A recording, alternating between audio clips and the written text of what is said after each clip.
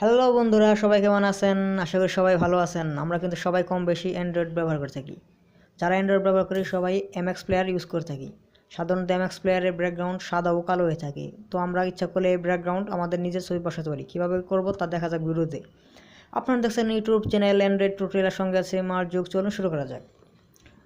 তো প্রথমে background change করতে হলে আমাদেরকে দুটি সফটওয়্যার ডাউনলোড করতে হবে। সফটওয়্যার দুটি হলো এপিকে এডিটর ও এমএক্স প্লেয়ার প্রো।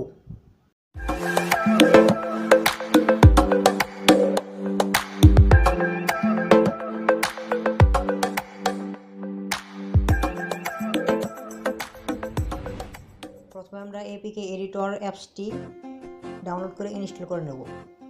তারপর ওপেন করে দেখেন সিলেক্ট অ্যাপ ফ্রম অ্যাপস, এই অপশনটি সিলেক্ট করে নেব। আপনার যত ইনস্টল করা অ্যাপস আছে সবগুলো এখানে দেখাবে। তার মধ্যে থেকে আমরা এমএক্স প্লেয়ার প্রো বেছে নেব। দেখেন এখানে সিম্পল এডিট নামে অপশনটি আছে দ্বিতীয় নম্বরে, এটা আমরা বেছে নেব।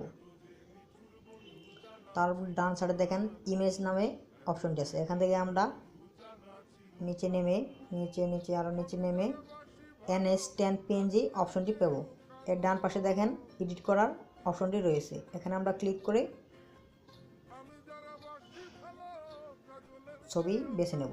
দেখুন এখান থেকে আমরা নিজের ছবি বেছে নিচ্ছি, আমরা এটা বেছে নিই। এরপর সেভ বাটনে ক্লিক করব।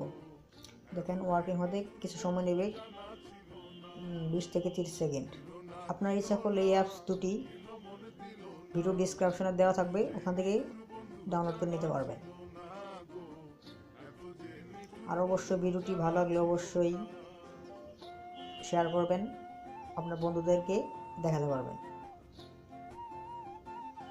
ওয়ার্কিং হয়তো একটু লুট নেবেই।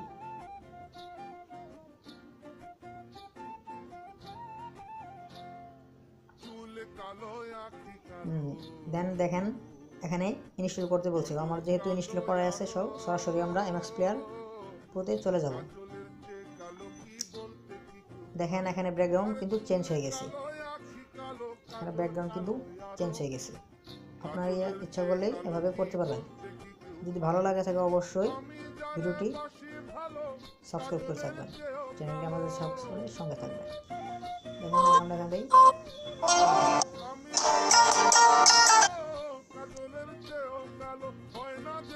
ধন্যবাদ সবাইকে সঙ্গে থাকার জন্য।